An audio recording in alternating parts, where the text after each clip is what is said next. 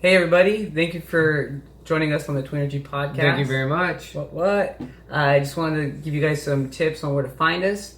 The main thing, well, obviously you found us if you're watching this, but... you found us, thank you. We were lost for a little while. Search, first one is YouTube. Go on YouTube and search TWNRGY, TWNRGY. And also do the same thing on Facebook, search TWNRGY. And then also we have a Patreon account. Or first off, we have an Instagram account. Do it for the gram, y'all. Gram it up. Grammy season's coming up. Yeah, folks. Get those grams. Award-winning. Likes, comments, whatever. But yeah, search for us on Instagram. Search TWNRGY. And then also, Patreon. We have a Patreon account. That website is www.patreon, and it'll be /TWNRGY. And on Patreon, you'll be able to see our videos, and you'll have an opportunity to contribute if you'd like, whether it's monthly or a one-time contribution. There is expenses that are factored into this, whether it's posting and other things of that sort. But if not, feel free to continue to watch us for free and enjoy the material that we put out. And Adam has some other information in regards to how you can find us. All right. The other things you could do to find a place to, say, listen to us on is go on Apple iTunes, go on that search bar, type in TWNRGY, TWNRGY, and then our podcast will pop up. Also, the same for Spotify. Just type in our TWNRGY name. It'll come up. And then go on Stitcher. It'll come up and you'll find us, and you could download an app for Stitcher and Spotify on your phone. This way it makes it easy. You get there, you're on the go. Yeah, if you have Apple, it's already on the phone, I believe. Yeah, you already have the Apple iTunes app on there. So yeah, Apple, Android, whatever you have, what download your affiliation, just whatever site you find yourself on. Download Stitcher or Spotify app. Type in TWNRGY and you'll find us. And once you do find us on YouTube, if you could subscribe, that'd be amazing. It's just as good as contributing financially sometimes. You can subscribe on iTunes as well. Subscribe on iTunes. Don't forget that. Leave comments, leave suggestions. We're open for it. Open, ready for any suggestions and comments that you may have. Just let us know. We'll continue to bring information about health and wellness. And just want to say thanks again for listening to us. I'm Aaron. And I'm Adam Fernandez. With the TWNRGY Podcast. Love you guys. Take care. Take care. Love you. Hey everybody, my name is Aaron. And I'm Adam Fernandez. And we're here at the TWNRGY Podcast. And today we're just going to be talking about one of our, I'll say, favorite subjects or favorite activities, which is camping. And just the benefits that we get from it. You want to kick it off? Want me to kick it off? It's all on you, so go for it. Alright. One of the things that we are saying, just from camping, being out in nature, whether you are camping or you're just going on a hike for a day, somewhere local, whatever the case may be, you get the benefit of grounding. Maybe we've touched base about it in the past, not certain for sure, but what happens with grounding, it's basically when you have your bare feet, not that we're walking around barefoot, but I'll say even just being out in nature and inhaling the fresh air, the trees, and whatever the case may be, and just being all around that, what you're doing is you're grounding yourself. And when you do grounding, you're lowering your anxiety levels, you're increasing your blood flow, getting rid of free radicals, new radicals over here. And can't always get what you give. You get what you need. Or that's wrong.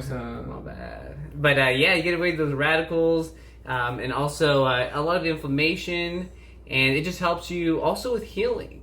That's one thing with grounding. You can either buy a grounding pad if you aren't able to make it out into the wilderness, but like I said, it helps with healing. Studies have shown that grounding, I actually saw some pictures.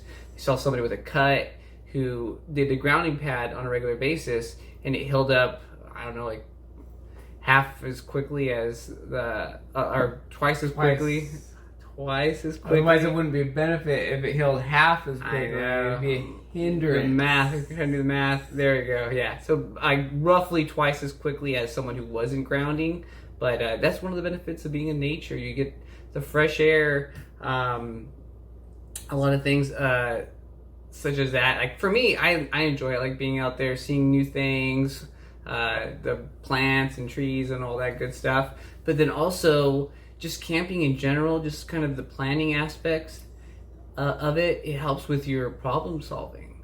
Like, all right, got to make sure we have all our essentials. You got the wood, you got the oven, you got the tent. We're camping, we're not roughing it, so we got not the oven but the stove. Yeah. Stovetop stuffing over here.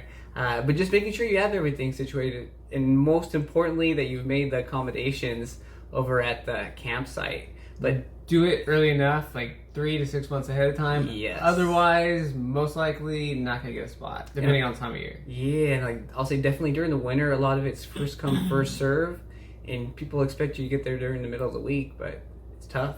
But yeah, just the problem solving, like making sure you have everything, you're managing everything appropriately, the drive, the weather, especially when you get out there and maybe they're expecting rain and there is rain and you have to deal with it on the fly. You make sure you have everything covered up, or everything in the car, everything in the tent, so it doesn't get drenched. I remember one time Adam and I and our friend Matt went camping over in Lake Powell, and there obviously was some chance of rain because it ended up raining, but it was a very low likelihood. We had a couple drinks, hanging out by the fire, and it was getting kind of late. It was already windy that day, and it was very cold, probably like in the 30s or so. And we were sitting by the fire, it starts getting very windy, and then feel sprinkle here, sprinkle there, and then it just starts pouring down, and we hadn't even put the top on the tent. We're like, oh, there's a big. Well, and it would be easier if it was a small tent or it was a large like a 8-person tent.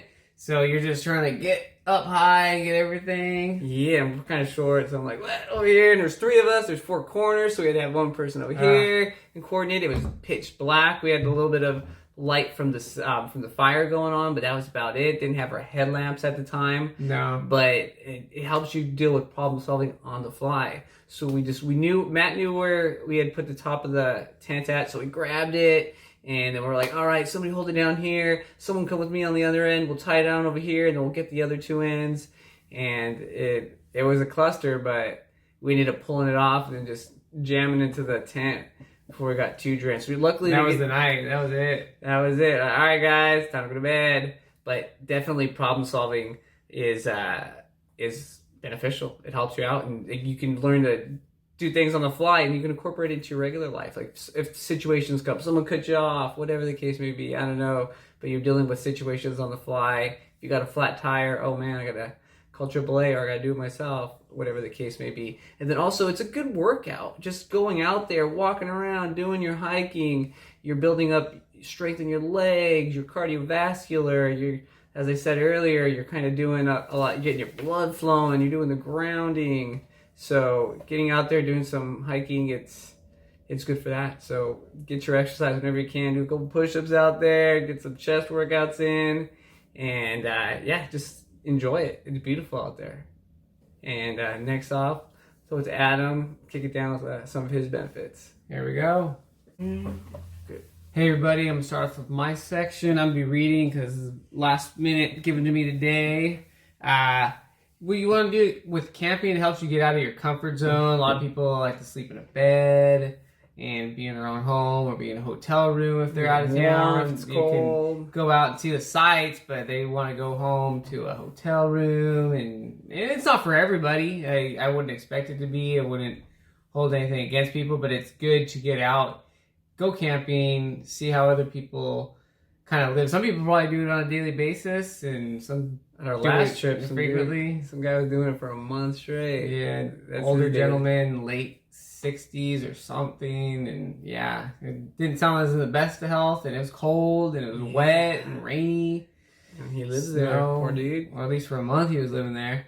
That's too bad. Cheap rent, I guess. It was $15 a day for that toilet, campsite in particular. Running water. You got a stream. You're have a freaking bed right on the water. So stone's throw away from the mountains. Yeah, snow about a couple miles up. So it's good. I guess this is winter home.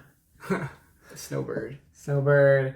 But yeah, it's just good to get out of your comfort zone because I know I could just be lazy, want to be home, sleep in my own bed, chill on my own couch, but it's just good to kind of be outside, have a fire, cook your food, and sleep in your tent, have the stars above you. S'mores going on, that chocolate graham and marsh. S'mored up. S'more what? And yeah, and then just sometimes you'll like be out there, you'll meet people, similar interests, share stories. And yeah, everybody always seems, I haven't ran across it, knock on wood, but dishonest people, everybody seems fairly honest and helpful at the campsites. I've never encountered anything stolen or missing. You pretty much leave your stuff out there and not have to worry about it within your campsite. People even look out for one another. I know people, if they leave their bags out with food and there's squirrels or whatever that kind of get into it. I know people have helped out, picked up stuff, and put things out of reach from all the animals that could kind of get into your stuff. Yeah, so it's good. You just kind of get out there, meet some new people, and maybe share stories, or just share stories with friends and family that you happen to go with on the camping trip. Like that girl we met last year at Yosemite. That was on the hiking part. Yeah, we were hiking. Yeah, and I think it was her fiance she broke up with him, and then he was a sports junkie, like diving or parachuting and free diving, and he was doing a free dive and maybe somewhere in South America, ended up jumping and falling and dying, and so she just kind of wanted to live vicariously through him and going camping and crazy stuff herself. But it was interesting. Yeah, so then also being back to my spot, my time, Hoggy. But you can just bond with family and friends and kind of do different things and just be able to experience something outside the home, like your normal habitat with friends and family. You can go out camping, kind of learn how other people can deal and situate with being out of their comfort zone in a campground, rather than being a comfortable home, a warm restaurant or bar. So it's just cool. You kind of share stories and talk and hang out and just get to maybe learn a little bit about your friends and family. And like kind of bestow new outgoings or new traditions with your children or your family, something that they can pass along to their kids and friends or whatever the case may be. Yeah, it's also cool. You get to go when you're going on these different camping trips, depending on where you go. You're able to see a lot of different sites. I know going up towards Big Sur recently, drove up the coast, up the 101, saw the big old rock in Morro Bay, saw Hearst Castle from a distance. Bam, there it is. Big old white castle on the hill. Saw some elephant seals on the beach from the 101. That was pretty cool. And you see the beach, you see the cliffs, and if depending on where you are, you're going through windy roads in a forest. You see vineyards kind of on the side. Yeah, vineyards. So it's cool. You just so many different views and scenes that you're going to your final destination, not the movie with Dim Sawa. But yeah, no, it's always a fun, cool experience to kind of just see things, and maybe like if you've driven that way before, you just kind of, oh yeah, remember that, oh yeah, and then, oh, we're almost close. Sparking memories. Oh yeah, that time we went. This time we went. Oh, future time we're gonna go. So it's cool. You just get to see so many different things and point things out to people. Maybe you have an expert in your car. Oh yeah, coming up, there's this and that, whatever. There's Tell Bigfoot. Stories, yeah. So, Bigfoot, what? Sasquatch, Yeti, whatever. Abominable snowman up there in the mountains. Definitely. So it's always something, and then maybe just something new, because sometimes roads are closed and you have to go a completely different way, and that's happened. Solving. Boom, that's happened with the drives up to Big Sur. I bet this time it was a different drive than I've done before. Yeah. So it's a more scenic drive, I thought. Yeah. Yes, it was pretty scenic. Better than go up the Grapevine. Yeah, Grapevine. This time it was snowing, so it was good that didn't have to go through the Grapevine. It got to go up the other way, and the Big Sur Road was open that had been closed. So just got to see a lot of different things. So it's always nice. Can't complain. But that kind of wraps up our camping podcast. One thing I did want to touch base on, it's kind of a digital detox as well, because you're not glued to the TV screen, glued to your tablet. Maybe you're looking at your phone because you're taking cool pictures or whatever to post and on the gram or whatever the case. But yeah, it definitely gets you out there, gets you away from all the electronics that you're messing with on a daily basis. You get to interact face to face as opposed to texting and messaging via social media. But yeah, try it. Put those devices down and enjoy life and see what else is out there in your backyard and somebody else's backyard in your neighborhood. But yeah, again, wrapping it up. Thank you very much. Go camping, get after it. Get out there, explore nature. Go on, I think it's parks.ca.gov or ca.gov parks. Or go on Reserve America and you can find a bunch of different campsites reserveamerica.com in order to find different campsites and what's available. Yeah. Get after it, y'all. Do it. Love y'all.